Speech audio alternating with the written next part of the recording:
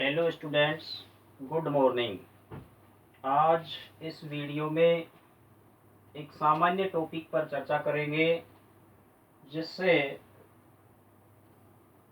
अधिकांश नौकरी के एग्ज़ाम्स जब होते हैं तो उनमें से घुमा फिरा के कहीं ना कहीं से एक नंबर का एक छोटा सा क्वेश्चन ज़रूर आ जाता है। तो ये देखिए, बड़े ही मोस्ट इम्पोर्टेंट क्वेश्चंस हैं जिनके बारे में अभी आपको मैं बता रहा हूँ। तो जनरल सा एक टॉपिक, सामान्य सा एक टॉपिक जिसको अपन कहेंगे कोशिका। कोशिका, सेल, CELL। देखिए कोशिका क्या होती है। ये जो कोशिका है इसमें जो सेल है ये लैटिन भाषा का शब्द होता है जिसका अर्थ होता है खाली स्थान। लैटिन भाषा का शब्द है जिसका अर्थ होता है खाली स्थान।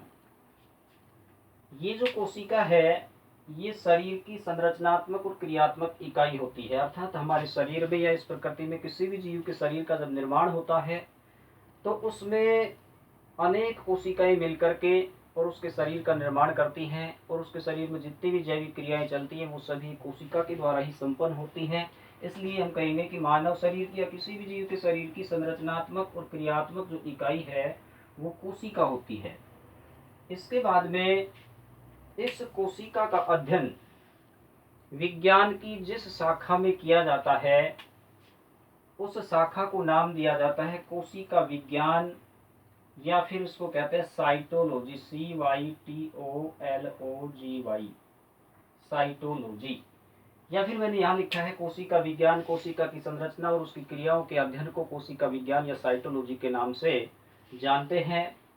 इसके पश्चात है प्रकृति में पाई जाने वाली सबसे बड़ी कोशिका। अर्थात सबसे बड़ी जो कोशिका होती है वो होती है शुतुरमुर्ग का अंडा।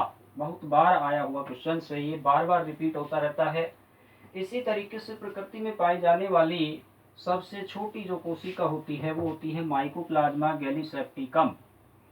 इसके पश्चात सबसे लंबी जो कोशिका होती है प्रकृति के अंदर, देखो तीनों में तुलनात्मक रूप से ध्यान रखना, यहाँ पर लिखा है बड़ी कोशिका, यहाँ पर लिखा है छोटी कोशिका, लेकिन यहाँ पर लिखा है सबसे लंबी कोशिका, तो वो होगी तंत्रिका कोशिका, जो कि मानव शरीर के नर्वस सिस्टम्स के अंदर होती है। नर्वस सिस्टम की एक संरचनात्मक क्रियात्मक इकाई तंत्रिका कोशिका होती है, जिसको अपन एक और नाम दे देते हैं, उसको कहते हैं न्यूरॉन भी कह देते हैं।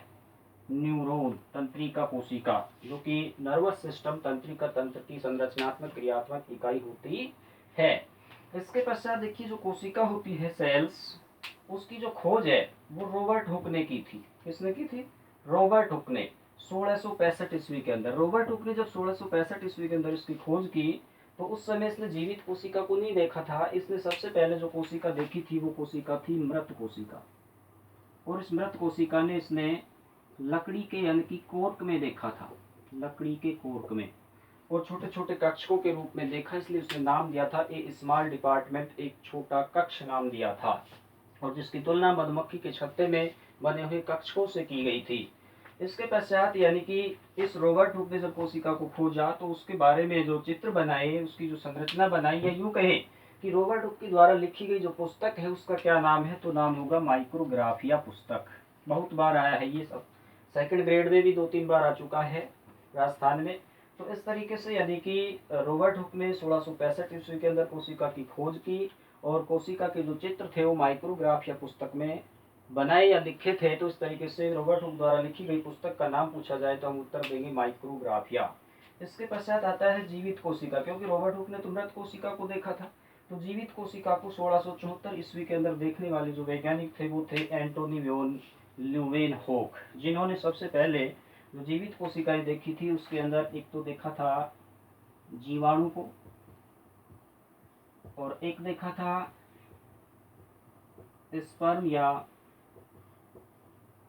शुक्राणु को। Thanks students.